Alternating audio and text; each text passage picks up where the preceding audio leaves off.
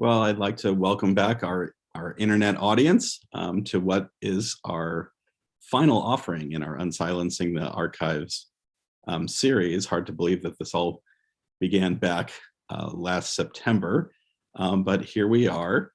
Very excited for today's presentation.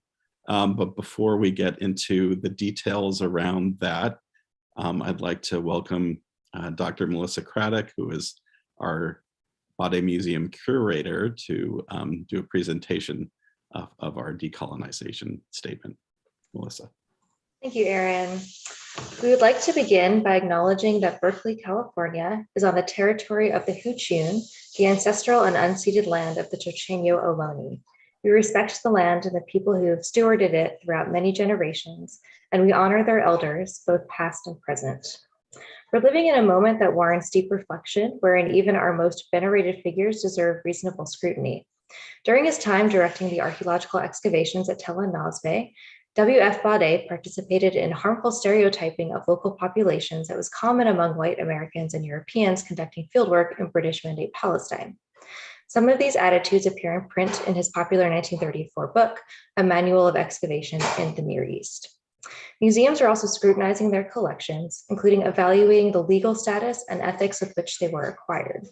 As stewards of the legacy of the Bade Museum and its holdings, it is our responsibility to faithfully evaluate the process by which the collections were acquired within the context of our contemporary moment. One approach is to ask new questions of the archival materials in order to examine critically the manner and impact of archaeological work on Indigenous communities and to investigate the colonial conditions in which it played a part. The Bade Museum recognizes that its location and collection are part of ongoing and painful colonial legacies that contributed to historical inequalities. These legacies have directly and indirectly impacted populations locally and abroad in Palestine, where excavations were conducted under the authority of the British Mandate government of Palestine. In an effort to bring light to these issues, to serve a broader public audience online, and to connect to the local community that it serves, the museum is taking action to become a more inclusive, welcoming, and equitable institution that practices the philosophy of radical inclusion adopted by its parent institution, Pacific School of Religion. One of these steps is the creation of open access web exhibitions and public programming like this lecture series, which highlights decolonizing themes. We invite you to participate in these programs so that together we can listen, learn, and work toward creating a more inclusive museum community. Thank you for joining us today. Thank you very much, Melissa.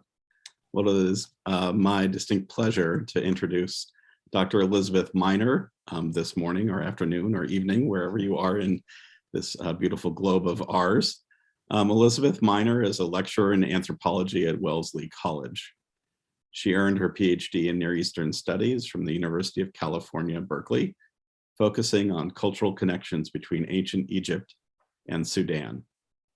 Elizabeth Miner's research reinterprets historically collected archaeological data using the lenses of post-colonial and feminist theory to bring ancient Africa into larger discussions of world history. She has excavated in Egypt, Sudan, and California, and is currently director and co-director of 2 excavation projects. She directs her field school students to dig the burnt remains of a turn of the last century women's dormitory on Wellesley campus in Massachusetts. She also co-directs the S. Salim R4 archaeology project at a Kerma period regional settlement site in the northern Dongola Reach of Sudan.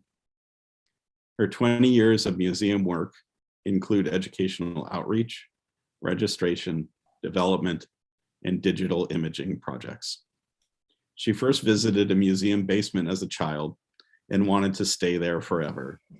Me too, by the way. She loves sharing the fascinating stories that can be told through global collections and hearing new perspectives from museum visitors.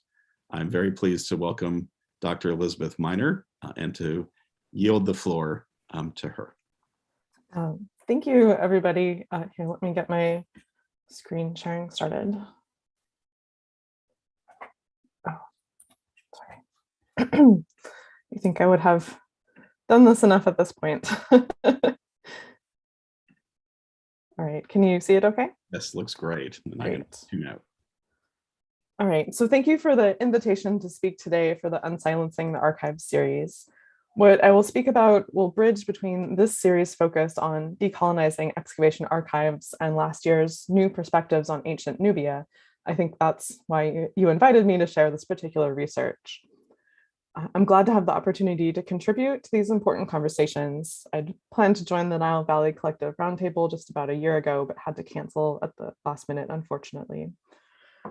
So today I will talk about my work that reinterprets the Reisner excavations in Sudan, which is part of the research I did for my PhD thesis at UC Berkeley. The big thank you to the ARF, in fact, a Stahl grant funded the research trip at the core of this case study. The Reisner archive held at the Museum of Fine Arts Boston captures the excavation efforts at the site of Kerma from 1913 to 1916. There are over 2,000 glass plate negatives, handwritten daybooks, tomb cards, object registers, packing lists, like this one pictured here that lists, quote, unimportant beads, etc., as found by Hamid. I chose this example to start with as it captures the essence of the problem at hand. How do the judgments and biases of the excavator trickle down and color every detail of archaeological data? And can we disentangle these interpretations, especially negative ones that deny the agency and history of this ancient African kingdom, and what is waiting for us when we do? And something else to think about is, can this even rightly be called decolonizing? I first presented this case study back in 2014, and since then there have been major changes in the terminology and practice of decolonization in Near Eastern studies, which is now often called ancient Middle Eastern studies or ancient MENA studies. And there's even the question of why ancient Nubia is included under all of this. There's a lot to unpack here, but we'll look at a case study today. There's a few key content warnings before we begin, especially as this is a publicly available talk online. So please note that this lecture will include the discussion of human remains. Line drawings of the burials will be used for most illustrations. There's a limited number of slides that include black and white images of human remains when necessary to demonstrate key examples. I think I've actually removed all of those in this version. Sudanese Antiquities regulations do not restrict the display of ancient human remains. And there will also be quotes from archival and published sources that include racially and gendered biased language, which I've tried to select again to illustrate points. So I'll revisit my 2014 paper, Decolonizing Reisner, and talk about what has changed in almost a decade since I did that research, and think a little bit about the action of decolonizing and whether it can be achieved within academia and who can and should be undertaking it. I'll present a case study showing how reassessing colonially biased archaeology archives can create new knowledge. It's a small but limited step in decoloniality. There's very much a need for publicly engaged work that breaks down systemic biases and promotes representative multivocality, which I think the Bade Museum has been doing a wonderful job of, especially with the New Perspectives on Ancient Nubia series, this series, and you just shared your story map as a result of the Ancient Nubia series. So we can start by looking at the history of Sudanese archaeology. George Reisner is an American archaeologist who excavated many major sites in Sudan, which are the capitals of the Kushite kingdoms. His methodology was detailed, comprehensive, and helped set modern technical standards for archaeology. But he was working within early 20th century theoretical frameworks and had colonialist biases. His interpretations underemphasized the importance of local Nubian cultures and magnified ancient Egyptian influences. My research focuses on the archive and collection from his excavations, the cemetery of the classic Kerma period, which is the earliest of these Kushite capitals. So Reisner worked at the site of Kerma from 1913 to 1916. In 3 years, he cleared the major mortuary monuments and religious temple complex of this ancient kingdom's capital. And as we will see, his interpretations were formed through his training as an Egyptologist and as an American working under the auspices of the Anglo-Egyptian colonial rule of Sudan at the time. And in many ways, his colonialist biases were typical of archaeologists at the time, especially in comparison from what we've heard about Breasted, for example, in this series already. He saw all cultural achievements of Kerma as inspired by ancient Egyptian colonists, with a then gradual disintegration of their quote unquote civilization after ancient Egyptian rule dissipated. This was due to the presence of some Egyptian material culture, especially inscribed statuary fragments in the massive funerary monuments.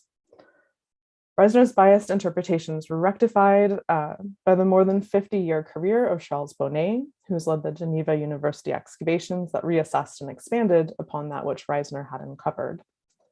Bonnet has shown the undeniable growth of a major indigenous ancient Nubian kingdom centered at Kerma, but echoes of Reisner's biased interpretations haunt the earlier archival data. The archive holds massive research value, but you have to disentangle it line by line, as we'll see today. A quick background for the classic Kerma period, which is roughly equivalent to the second intermediate period in Egypt, or 1700 to 1550 BCE. So Kerma is down by the third cataract of the Nile. During the classic Kerma period, the Nile Valley was split between Kerma in the south. Egyptians, so there's Kerma's sphere of influence. Egyptians centered just at Thebes, and then the Canaanite Hyksos in the north. The Kerman kings actively expanded their area of influence northwards, consolidating their political and social power on international and local scales. And as state formation progressed, the monumental temple and workshops at the center of the city of Kerma grew, as did the temples and tumulus burials of the Kerman kings and elite to the east of the city. We don't have any textual records written by the Kermans themselves. In this Kushite period, they didn't have recourse to written texts, but we know a lot about them from their art. So for example, in classic Kerma royal art, we see almost a complete lack of human figures, unlike, say, a pharaonic model showing off the figure of the king. So there's a focus on animals, especially dangerous and powerful animals like lions, hippopotami, and this amazing scorpion from glazed quartz. And then outside of the royal cult, funerary religion draws on a more diverse set of animal imagery, some of the same dangerous animals like lions and hyenas, and some much less so like ostrich chicks. I'll leave it up to you to decide whether a flying giraffe, which you can see kind of the top right here of the ivory inlays, is dangerous or not. An important clarification should be made right now. In other historical contexts, there were close ties between Egyptian and Nubian religious and political structures. And these are two areas that are often approached as separate cultural entities or engaged in periods of prosperous cooperation, or even as a single religious and political polity. For example, during Dynasty 25 and the rulership of King Taharqa. In the classic Kerma period, however, the archaeological and textual evidence demonstrate competition over territory and natural resources. And this antagonistic relationship was likely very complex. There's also evidence for some Kermans living and working within Egypt for Egyptian rulers near the capital of Thebes, and in the Egyptian Delta for the Hyksos rulers in Avaris. The mainline ancient Egyptian historical texts, however, pose the relationship as fully antagonistic. Pharaoh Kamoza laments the fact that he only has control of the Theban area, while he cites evidence of a desert route messenger who carried a letter from the Hyksos king proposing a political alliance that would crush Kamoza between southern and northern forces. And then subsequent Dynasty 18 pharaohs and their officials chronicle their military campaigns against the Kermans, which included sailing home triumphantly with the bodies of defeated Nubians hanging from the prows of the ship. The only direct hint in the ancient Egyptian textual record about Kerman military raids into Egyptian territory comes from the burial of Sobek Nakht at El Kab. In his tomb inscription, he boasts of how his forces repelled Nubian looters and then left their bodies in the sun. But this situation must have later reversed, as stone vessels like the one shown here, with the name and titles of that same Sobek Nakht, are found in the graves of the last generation of the classic Kerma period back in by the Third Cataract. There's also inscribed statuary like the life-size statue of Lady Senawi and the stela of a man named Intaf, who is known and attested to have been active at Aswan. These are objects for use in Egyptian funerary cults that were deposited in tombs. They're not luxury goods designated for trade. So to an ancient Egyptian, divorcing these objects from their original context would mean the spiritual death of their owners. So they were not willingly given to be taken to Kerma. And so following the social lives or object biographies of these Egyptian imports, we can outline a framework of collection and control by both the ancient Nubian rulers of Kerma and then by archaeologists embedded in early 20th century colonial structures. In both timelines, the statues were collected during contexts of violence that were wrapped into larger imperialist systems that sought control of territory, people, and natural resources. And what's interesting is many of these statues, they take on the form of people, and these inanimate objects can in a way represent the living people also subsumed into these systems of violence. And this historical instance supplies us with thick evidence of how the collectors and curators' own situation of power within colonial structures strongly affected their interpretations. Going back to Reisner, these Egyptian imports were the answer to his puzzle. He used them as literal descriptors of the people interred in the graves. He thought the texts directly related to activities at Kerma, so they were the backbone to his interpretation of the site as an ancient Egyptian colony, though their context of use was completely different to anything observed in Egypt. And this has been completely disproved that there was any colonial presence of Egyptians at Kerma at this time. So let's look at his collecting practices. And again, in 3 years, he recovered over 5,000 objects, ranging from distinctly Nubian pottery to clear Egyptian imports, and a whole class of artifacts that seem to come from a mix of artistic traditions. When we look at his interpretations of the site, it immediately becomes clear that he's heavily influenced by the imperialist system of the time. So again, he reconstructed the site as an Egyptian outpost of the Middle Kingdom, manned by what he saw as a few Egyptian officials. Excuse me. The history of collection and interpretation of this and other African immaterial culture was also subject to displaced or directly violent conditions. For example, Reisner's was collecting only 15 years after the bloody defeat of Mahmoud's forces by the British, and this ancient Nubian material elucidates power structures inherent in the control of objects. And Reisner's interpretation of the archaeological record was directly influenced by this chaotic and violent colonial process. And he stated this colonialist perspective outright, as you can see here. His ability to work and collect in Sudan was controlled by the Anglo-Egyptian administration, which was relatively newly formed. And the stage was set from the beginning to deny any agency to ancient Nubian and by extension, modern Sudanese polities. I went back through his daybooks or journals from the excavation and found some insights, nothing quite as detailed as others have presented in this excellent lecture series. There's a handful of images from life around the excavation. The main points that stand out are that he brought his trained Egyptian excavators to supervise Sudanese workmen. He only allowed Egyptians to excavate. Sudanese workmen carried baskets of fill. He commented generally on the poverty in the Kerma area, which might be incidental observations of the effects of war and the new Anglo-Egyptian colonization. Currently, Kerma is one of the more agriculturally rich areas in northern Sudan. He always focused much more on any finds with Egyptian hieroglyphic inscriptions, often spending half a page on each fragment, while complex stratigraphy and unique Nubian finds were glossed over summarily. He would mention the Egyptian excavator who found each statue fragment, and we know from other sites that he often gave a monetary bonus for such finds, the idea that it cut down on illicit sales. They also give out bonuses on extremely windy days, which anyone who's worked during a sandstorm in Sudan would appreciate. There are moments where he almost breaks out of his preconceptions and is close to making new connections. For example, on December 21st, he says, work continued with astonishing results. From 307 came 2 razors, among other things, as near as I remember, exactly like those found in the cemetery at Carthage, and like those still in use in Central Africa.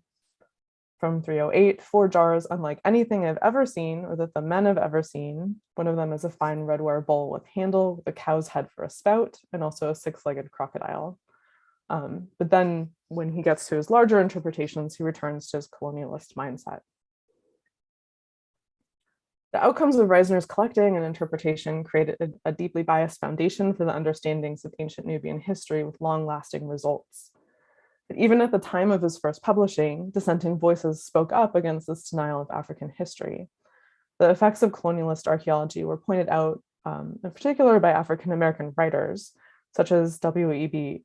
Du Bois, who added his voice to the protest against the process of African colonization. In one article, he says, quote, "Today, the anthropology that's being taught and the expeditions financed for archaeological and ethnographical explorations are for the most part straining every nerve to erase the history of Black folk from the record." This was written in 1935. He refers to Reisner directly elsewhere. And public audiences were also involved. As quoted in several African-American newspapers, reports included, "Is Harvard report propaganda?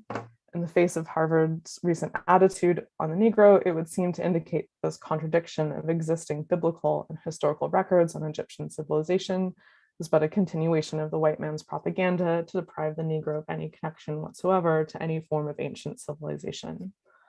Again, it's important to remember that Reisner was not working in a vacuum then, and also the implications for interpreting Kerma's past are far-reaching. They're especially important for contemporary Sudanese communities. Archaeological work does not happen in a vacuum, and there's much pride and interest in Sudan's cultural heritage today. Okay, so returning to the archive, I want to present what can be reassessed and reinterpreted in terms of Kerman women in particular.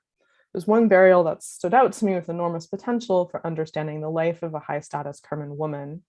And tracing through the archive, this case lays out the dangerous intersectionality of Reisner's biases, colonialist, racist, misogynist, but with what I would argue are results that show the importance of re-engaging with this archive. Here's probably one of the more difficult quotes from his work. So one of the distinctive funerary practices of the classic Kerman period is the inclusion of human sacrifices in elite graves on a very large scale in the case of what are now known to be the royal graves. If you want to know more about this, I can refer you to a talk I have online from the Harvard Museum of the Ancient Near East. So Reisner searched for an explanation for this deviation from ancient Egyptian practices, as he wanted to show that these were ancient Egyptian burials, even though the form was completely different. So he posited that ancient Nubian women insisted on this practice, imposing it on their ancient Egyptian husbands. So again, this entire structure was in this case a colonialist imagining. This quote that I share here, I have to say, I've actually cut out the worst of what he's had to say. This is kind of the least harmful language. If you want to read it unedited, it's available through Hathi Trust, Excavations at Kerma, Volume 6. In order to address the practice of human sacrifice, Reisner draws upon almost every system of bias available at the time. African women are equated directly with animals, are said to be unevolved, are also conflated with orientalizing tropes that are highly sexualized, like using the term harem, and the implied violence of sacrifice is even posed as pathological or a disease that's spread by the ancient Kerman women. So we can clearly find the intersectionality of racist and misogynistic factors in Reisner's writings about Kerma, a clear example of misogynoir and colonialist thought.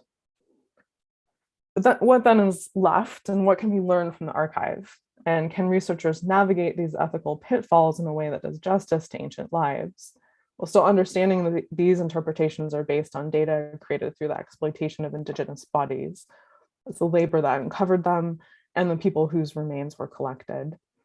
I hope that this case study shows this conversation can be important to grapple with. Okay, so looking at the archaeological setup, this is the Eastern Cemetery, the classic Kerma Royal burials. And the one we'll be looking at today is Tumulus K10, which is it's about 100 meters in width.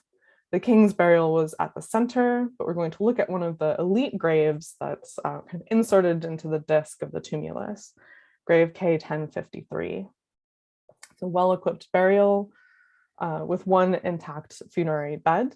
And the Kerman laid on this bed is an adult female as confirmed by recent osteological research by doctors Margaret Judd and Sarah Schrader, who were both kind enough to share their results with me for this study. So this adult woman, body D, was buried with significant personal adornments and grave goods, including a silver headdress. And Reisner's excavation documents present a mix of factual records and interpretation. The archive shows she was buried on an inlaid bed. This is a reconstruction of that bed, decorated with local animals and Egyptian Taweret goddesses. She held an imported Egyptian scarab strung with carnelian and amethyst beads at her hand. And she had a wealth of Nubian luxury goods, like this glazed crystal necklace on the bottom right, and this beautiful example of blacktop redware with a spout, which is distinctly Nubian ceramic. Reisner's interpretation, however, sets her within his colonialist perspective. He thought Body D was a sacrificed Negroid wife, in his words, part of his reconstruction of the site of Kerma as an Egyptian outpost, again, in which he thought Nubian women married Egyptian officials, and again, long since disproven. Reassessing this burial, using the archival records to reconstruct this woman's set of burial goods and disentangling Reisner's biased assumptions can instead give us evidence of the role of high status women in the classic Kerma community. There's many available archival resources to work from. His recording systems are very thorough and can be cross-referenced. There's tomb cards with sketched plans and lists of finds, object registers with drawings, dimensions, materials, handwritten diaries. There's over 2,000 field photos from the Kerma excavations, including pictures of objects in situ, like this inlaid funerary bed, which can be compared to its state today in the MFA collection. So for my research, I designed a database that could bring all of this related archival resource together for each grave, and give you an insight into the raw data available. So the most unique object present in this grave is this silver headdress. She was buried wearing it, and it's shown here as it had been displayed at the MFA Boston on a mannequin head. It's silver, it was worn on the head, but it was displayed, labeled, and published as an Egyptian vulture crown. And a big question in my research has been if there's evidence of Nubians adopting Egyptian ideology for kingship or queenship, or as I argue instead, many others have argued since then, did the Kermans develop their own programs of ideology in contradistinction to their northern rivals at this time? And this vulture crown would have been the only example of an Egyptian crown used at the site. Egyptian queens wore vulture crowns to associate themselves with the goddess Nekhbet. Theirs is realistic, it's very codified, it looks as if a vulture was set on their head. The Kerman example is highly stylized, there's no noticeable feathers. It seems odd to go from what would have been to them an exotic foreign example to a very abstracted version. So I wanted to know more about the crown and its archaeological context. So here's the tomb card sketch, body on the inked plan. The silver was sewn onto a cap of cloth, and you can see it's as illustrated in situ on the head of the deceased. The original orientation of the headdress was horizontal, coming forward like this, instead of vertical like in the Egyptian examples. There is a field photo of the silver headdress that confirms it on place on the skull of the deceased. I've decided not to show it here due to the graphic dehumanization of the way the photo is composed. The skull has been detached, and it's a very literal objectification of the woman. If you are interested, it is available in Reisner's publications, again, through Hathi Trust. Multiple layers of the archive show that it sat horizontally, coming past the ear and close to the eye. The shape and orientation of the silver headdress are more similar to ram's horns. And of course, in subsequent Nubian cultures, rams and ram horn crowns are highly significant. On the bottom left is the statue of An-Lamani, found at Kerma from a later period, that depicts the king wearing a double crown, the addition of that downward curled ram's horns. And Nubian queens could also be depicted with such crowns, although this is a significantly later Meroitic ruler, Amana Shakete, shown here on the right. So the orientation and form of the Kerman silver headdress suggests a locally embedded Nubian significance rather than an Egyptian one, which then leads to the question of who was this woman and what was her role in the community. There is some hints to an answer in some of the wall paintings preserved in the royal mortuary complexes. In this case, a woman is the main figure in a boat of rowers. It's poorly preserved now. This is a line drawing reconstruction from Bonnet's excavations. On the top, it's visible in Reisner's field photo. And so the wall painting of the woman includes the same personal adornment found on the woman in K1053, in particular a decorated skirt with a silver beaded drawstring. This is the skirt as it's preserved today. You can see the silver beads that would have been decorating along the top and down the front. And in the painting, there are white dots showing exactly that same decoration. She also wore a set of armlets and bracelets in gold, and you can see the armlets in place in the drawing, in the wall painting, and as found on the woman. And a necklace of glazed quartzite beads. You can see the necklace in the drawing as well. So this is not to say they're the same woman. Instead, they're both important female figures, perhaps a royal relative, a daughter, sister, or wife, or a combination of the above, or someone who held like a priestess status, which we can actually learn more about the activities that she would have done. And in this case, through an Egyptian import. This is a typical Egyptian scarab that was found strung with amethyst and carnelian, buried with her, showing she had access to foreign luxury goods, but she also probably used this seal in life. So the archival documents show the scarab was worn or held near her hand, emphasizing its use as a stamp seal rather than as a protective amulet. It's very similar, but not the same seal as this one, which sealed the royal burial chamber of the same tumulus. Making this impression would have been part of the royal burial ceremony and sealing the king away for the afterlife. It would have been amazing if they were exactly the same seal, but none of the scarabs found at Kerma match with this impression, unfortunately. There are hundreds of other seal impressions from the religious center of the city of Kerma, showing that individuals who use these Egyptian imports were key players in the religious and economic life of the community. And then looking at the motifs used on the woman's inlaid bed also hint at an important religious role. There was a row of gazelles, tawerets, who's an anthropomorphized hippopotamus goddess originating in Egypt, and then hyenas, striped hyenas. And taweret is one of the most commonly used Egyptian motifs in classic Kerma art. And in fact, you can track the form of Kerman tawerets over time.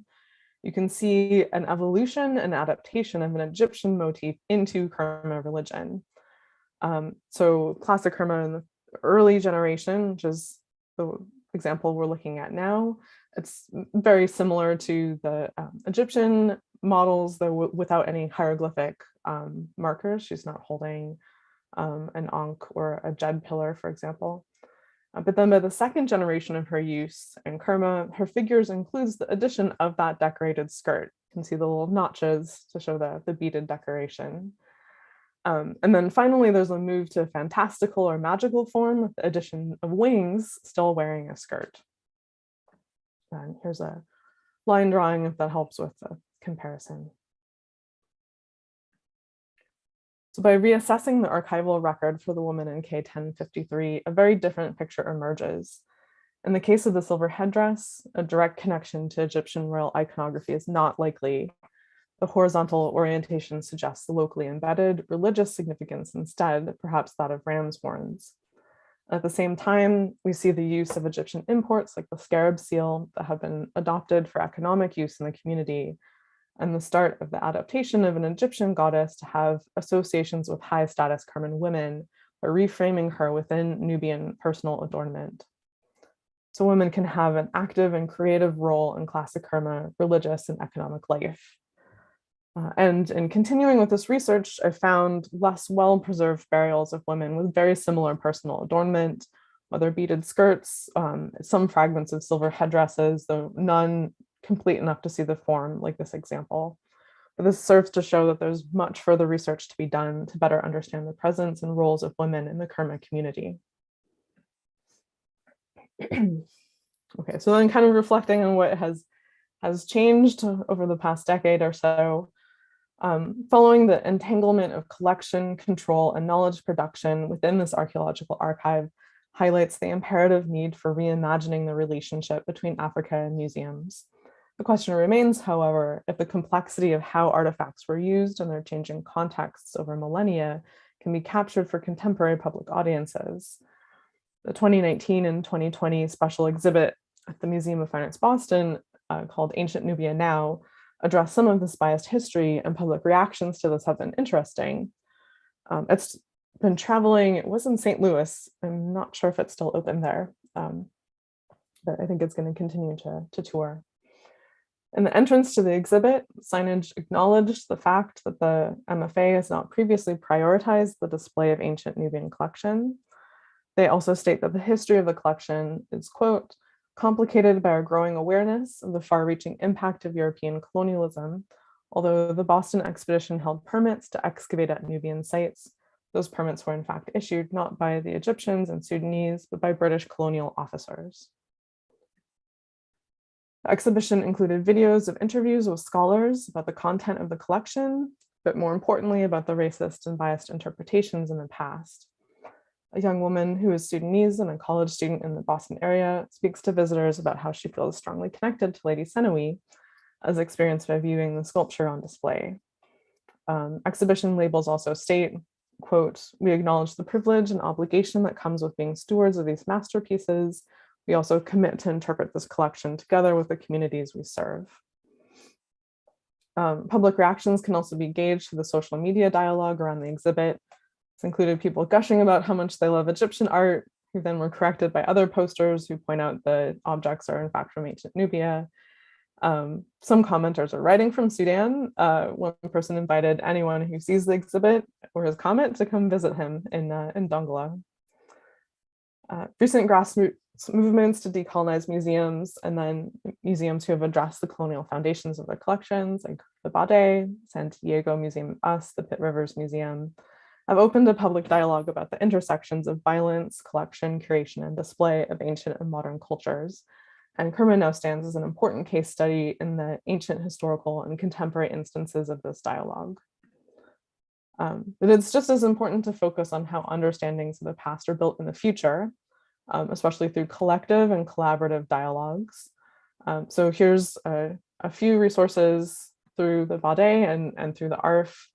If you're interested, I could have talked a lot about community-based archaeology as kind of a solution moving forward in terms of more equitable, or like the term radical inclusion that the Bade is using.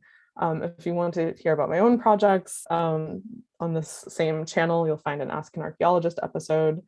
And then also emphasizing the importance of public-facing scholarship like these talks, the new perspectives in ancient Nubia story map that you've just released, I think 2 days ago, yesterday.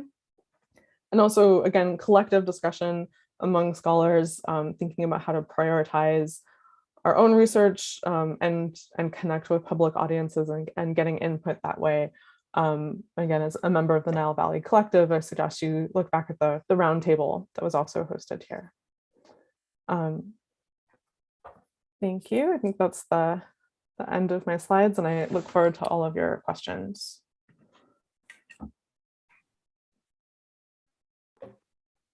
Thank you so much, Dr. Miner, for sharing your fascinating research with us. And it's really remarkable to, and you've done such a great job to consider, the changes since your early article, in that it was early to tackle some of these theoretical, positions, was published. And it's such a wonderful contribution, and it's so great, in essence, how, aspects of multiple fields are kind of catching up to you and your research. And many others, not just me. I'm just a small part of this. typically we all make small contributions. Um, yeah, so I'm just waiting on, looks like Melissa Craddock may be joining us with some questions.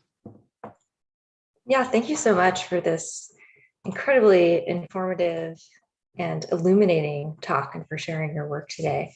So I have a couple of questions, and also thank you for putting in the plug for the new story map web exhibit. I'm going to get the link and put it in the YouTube chat for the audience to help publicize that a bit.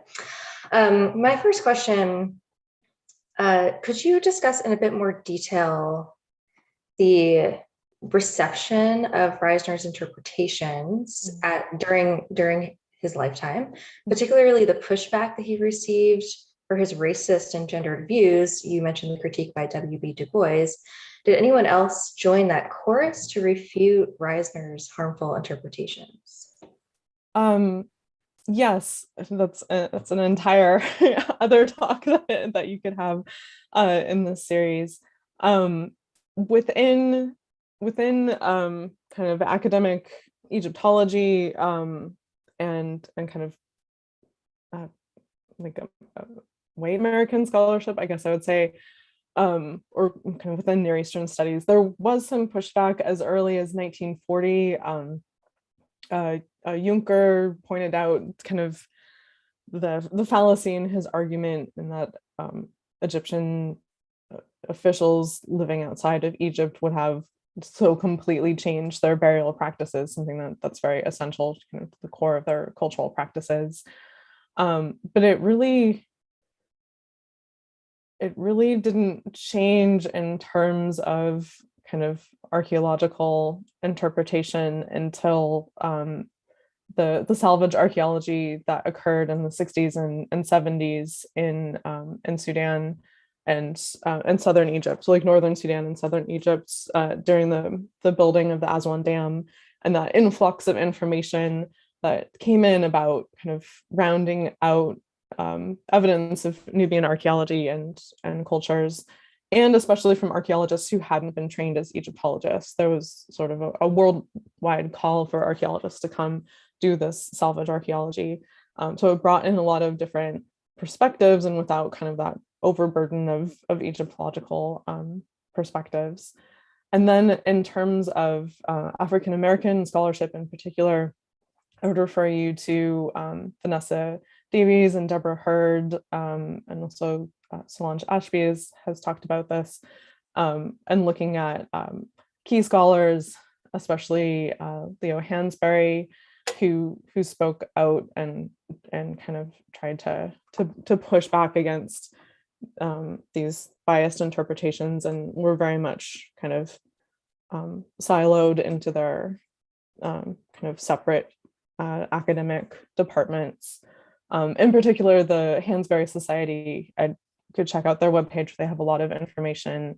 It's a coalition of Black scholars today who are working on these topics and kind of talk about that kind of schism within academic archaeology at the time. Thank you. Let's see. So we have both a comment and a question from our internet audience. Christopher R. Hoffman, first of all, wants to thank you for your presentation. And they say, I can sense that working through the Reisner writings has been and continues to be emotionally challenging. My question is, how do you keep going? It's a really important question. I mean, for me, something that's important too in terms of this kind of work is positionality. And so I have the privilege working as a white American scholar to have somewhat more of a distance between what the writings say and my own self. I think that the motivation is the kind of, I don't know if there's ever truth in archaeology. It was the question of proof in archaeology, but just seeing the wealth of information every time I dip into this archive, even just revisiting these slides, you see new associations and new really amazing insights that are just sitting there waiting to be found. Yeah, in terms of Nubian scholarship, it's really blossomed in the past 10 years, and there's so many more scholars, like you've seen through the New Perspectives on Ancient Nubia series, that the more people who are working on this, the better, just because it's, if you dig something up and you don't take the time to actually use that information, it's just a complete waste. Great, thank you. Another question from our YouTube audience. Again, so Karl Walsh would like to thank you for an amazing talk. Sentiment that I'd like to echo. And they go on to say, it's amazing to see the photos of the silver diadem. It looks somewhat awkward to sit on the head, question mark. Do you think it was a functional diadem or perhaps funerary only? Oh, that's an interesting question. I can imagine it would be uncomfortable. We have to remember that it also probably had a lot of organic appendages that have been lost. So there were remains of some sort of cloth cap. It likely had feathers. There's sort of a little divot that sticks out here that probably had feathers attached to it, as have been found, say, on ram or horned caprid sacrifices at Kerma, like ostrich feather sun discs that were attached. So there could have been all sorts of different parts that are missing now. But I think showing off power isn't supposed to be comfortable. So whether she wore it on a daily basis or during ceremonies or just for funerary purposes, I think comfort was not an issue that they were worried about. The silver is remarkably well preserved. Silver doesn't usually preserve so well archaeologically. And I'm not quite sure. I think as it was reconstructed, it's in a couple of different pieces. So the actual shape of it as it is now might not completely accurately reflect what it was like originally. And maybe I can piggyback actually on Carl's question and ask, is there any idea about the source or sources of the silver? Oh, right. Yeah, because silver, of course, is much rarer than gold in like along the Nile Valley, and especially in Nubia. Yeah, that's a good question. And that's what's interesting. We see a lot of these kind of like focus on particular decorative colors or materials in Kerma that come as sets. So the fact she has a silver headdress and silver beaded dress, I think, is important in its rarity and kind of showing that off. Does it have lunar associations versus solar? We don't really have that kind of textual evidence to explain these things, but it was very intentional, I think, in terms of showing off its rarity. Yeah, that's something that we could do more materials analysis to see like what the purity of the silver is, but it was likely would have had to been imported instead of having a local source. And may have been, even more valued, as you alluded to, than gold, since there are gold sources fairly close by. I'm speaking out of order, but anyway, just fascinating stuff.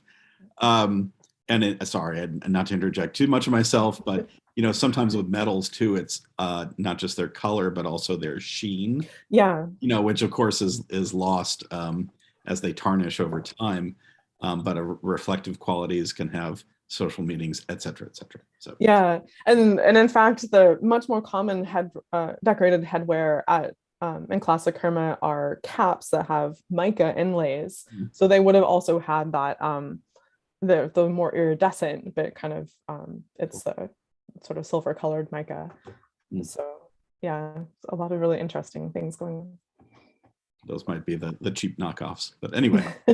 So another internet question from Brian Mayorella asks if you could please provide the references to the quote you cited from W.E.B. Du Bois and the response to Reisner.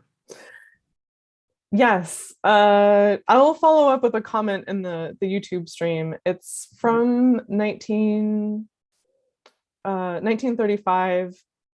If you look on JSTOR, it's there. That is how I found it. Apologies, I don't have that directly at hand. Or if you also look at my my academia.edu page that has the paper this is based on, and the reference would be there. Okay. Yeah. Sorry about that. No, wonderful. Let's see, and I believe that Melissa has one more question. I think she'll magically appear in just a moment. There she is. Hi. I think you already addressed this question in part. Could you discuss in a little bit more detail how scholarship of ancient Kerma and of the history of archaeology of Sudan has changed in the past couple of decades as a response to decolonizing approaches? So one of the interesting things about working in Sudan as an archaeologist is the emphasis on collaboration between international archaeologists and Sudanese archaeologists. And it's something that has to be very much well integrated into any new research proposals. And I don't have time to list the many collaborative archaeology projects that are happening in Sudan here today. But I refer you to my other talk, and then also, especially if you look at the Kelsey Museum and University of Michigan work done by Jeff Emberling and his team. He's spoken a lot about how they're setting up their project to be very much a close collaboration with kind of an international archaeologist and Sudanese archaeologists kind of paired in as many roles as possible, and to have that the framework in terms of the research activities themselves, having that kind of equity in mind and collaboration in mind. And it's not like in terms of infrastructure and just sort of daily archaeological activities, it can be very difficult, like challenging to work in Sudan, especially because of the weather. That's something that showed up over and over again in Reisner's excavation archives, saying they had to stop work because of the sandstorm and the wind. He couldn't even work on the maps at night because the wind was so strong. So I think the archaeologists that have, international archaeologists who have gone to work in Sudan, have been very kind of motivated by the need to address these gaps in research and the research value of this area of the world. So you have to be kind of very, very passionate in these terms. Thank you. Wonderful. So thank you so much, Dr. Elizabeth Miner. What a wonderful way to wrap up our series. And I just want to put in a few words of thanks, not only to today's speaker, but to all of our speakers throughout this academic year. It's really been an eye-opening series, and I hope has demonstrated the sort of the rich nuances that are available in some of these archives from a time of colonies throughout the greater region, and that by as Elizabeth addressed today, by reconsidering them with current research questions, there's still rich data to be mined, wonderful information to be had, and then of course with all of the pluses and minuses that these archives produce as well. I'd like to thank our co-sponsors, the Palestine Exploration Fund and the Archaeological Research Facility at UC Berkeley, and our host institution, Pacific School of Religion, in which the Bade Museum is found. Without that collaboration and support, these lecture series really would not be possible. And especially a big word of thanks to Dr. Melissa Craddock, our curator, and Sam Pfister, who at the time was our collections manager, who jumped into this research and found such a treasure trove behind and presented in our online exhibit, related to these themes. And then, of course, hosted the roundtable, which kicked off this year's lecture series. It's just, for me as someone sort of in the field, quote unquote, it's been such a wonderful set of learning opportunities, because this is not where my research has taken me in particular.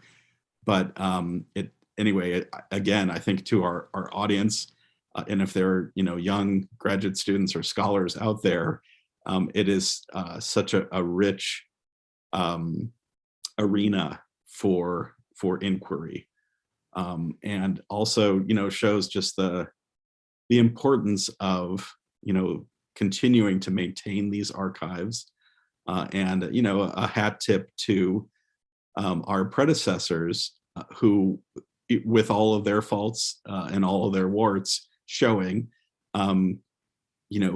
kept these materials that we can now reconsider.